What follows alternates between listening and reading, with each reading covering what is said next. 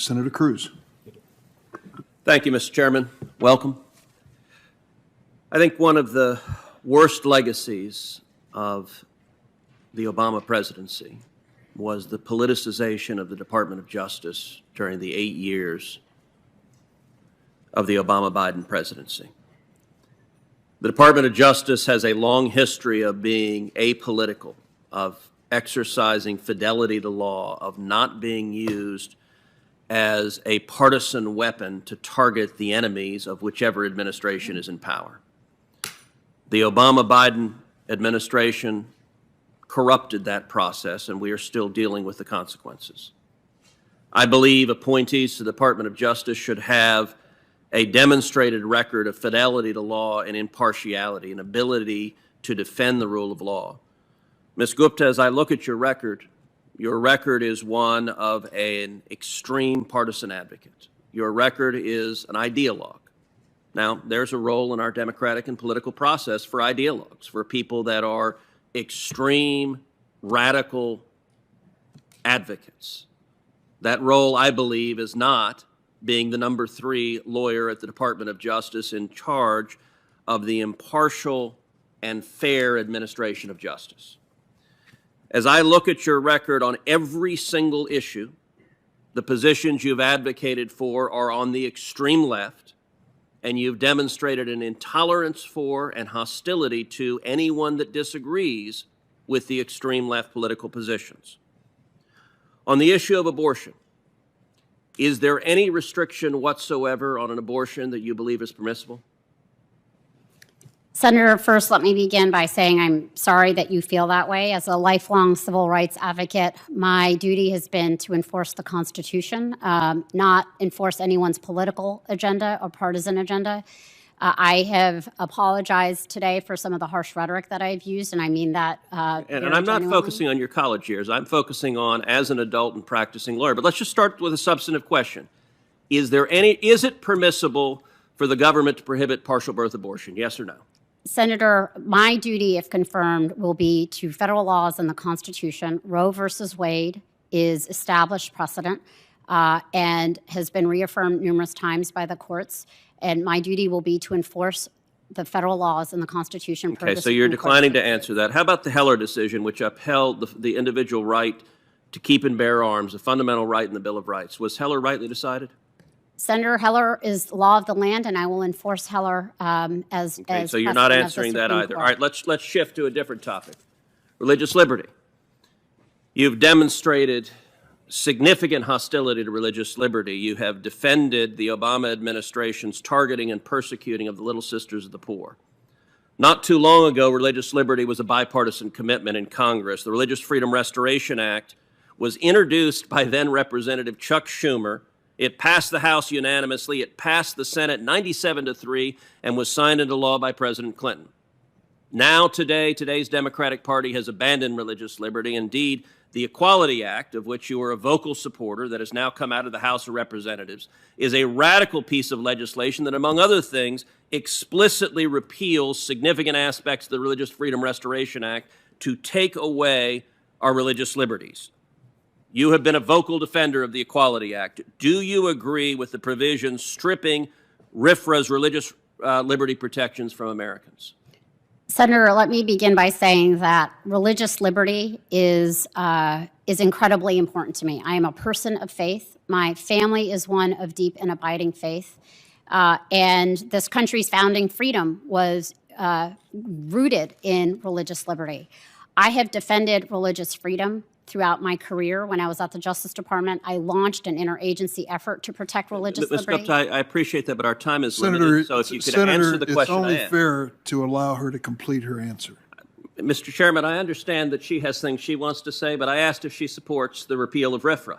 That's not the question. Senator, if you want to make a speech, you may make a speech. I'm asking a question. I'm asking a question, and she's giving a speech, and I understand that you support her nomination, so you're giving a speech too. But I'm asking a question. I'm asking you to allow her to answer. She was not answering.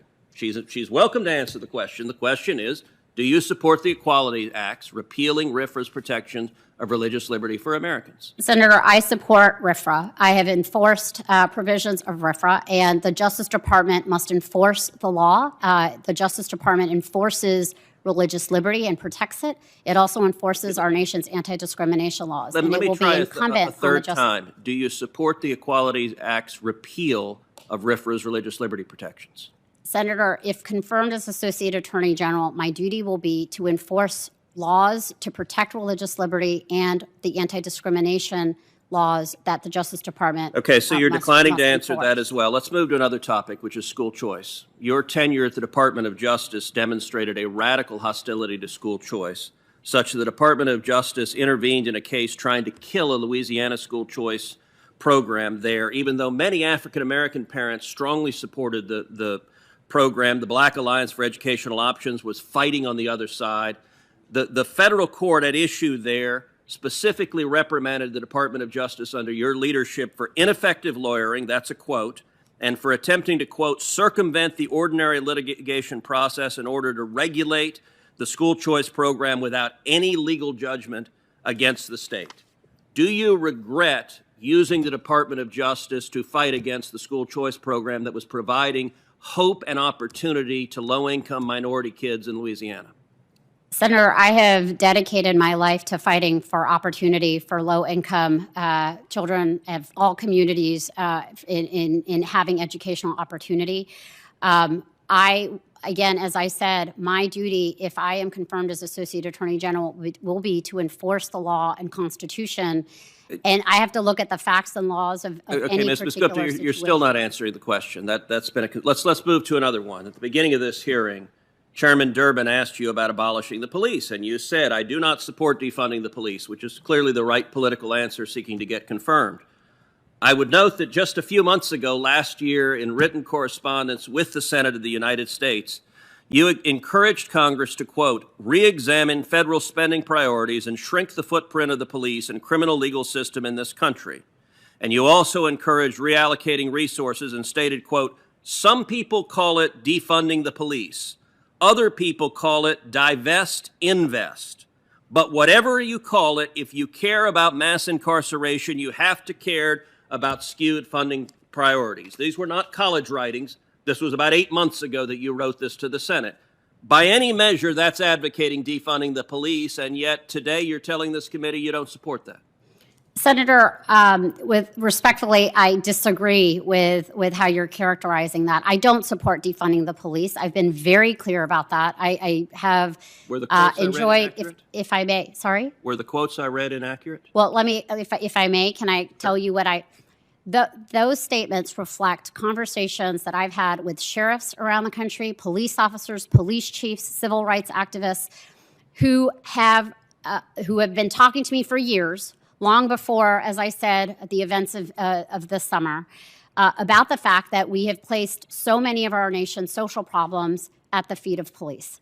And we have defunded mental health services. We have defunded substance use services. We have expected law enforcement to be the only go-to solution. We have given, in many communities, only one response available for when we have family members in crisis or with drug addictions. And this is an issue where it is one that I think really unifies law enforcement and civil rights advocates and community leaders who are seeking alternatives to incarceration for addressing some of these very challenging questions, and sheriffs who are frankly fed up with the fact that their jails are 70% filled with people who are suffering from mental illness. With all due respect, I don't believe you have been speaking to sheriffs who are advocating for defunding the police, and I've spoken to far too many sheriffs to find that credible. Thank you. Senator Klobuchar. Okay, the gentlelady from California, Ms. Porter, is now recognized. Ms. Swear, in 2019, you testified on Representative Cicilline's bill, the assault weapons ban, before Congress. At the 2019 hearing, Representative Jim Jordan asked you if law-abiding people will be less safe to protect themselves if that bill was passed. Do you remember your response? I have a general idea of what I would have said under that circumstance, but no, I don't remember my specific words. You said, and I quote, "I think worse than that, sir, you will see millions of otherwise law-abiding citizens become felons overnight Yes, for nothing more than having scary-looking features on firearms. it's I was true. quite surprised by your answer. You read the bill before you came to Congress to testify against it, yes? If we are referring to the ban on assault weapons? Correct. Yes. So you knew that the bill would allow any gun owner to maintain possession of any semi-automatic assault weapon that was lawfully possessed before the bill became law. No, so that is the case under that bill. The problem is, Reclaiming anytime my that is time. transferred to anybody Reclaiming else, my time, that now Madam becomes Chair, an would issue. you please instruct the witness that the time belongs to me? If you don't want to hear an answer to my question, I'm not sure Gen- what's being asked. The gentlelady has reclaimed her time. So you knew that the bill, you said yes in response to my question, that you knew the bill would allow the gun owner to maintain possession of any semi-automatic assault weapon that was lawfully possessed before the bill becomes law. Ms. Swearer, I respect that we have different opinions on Representative Cicilline's assault weapons law, but we cannot have different facts. We have a duty to debate the merits of proposal. You falsely testified under oath Would you that like that the bill- explanation of No, why I will I said not. I that? have not yielded, Ms. Swearer. Suspend. Madam Chair, if she's going to ask questions, shouldn't she let the witness have time to The answer? gentleman is not recognized.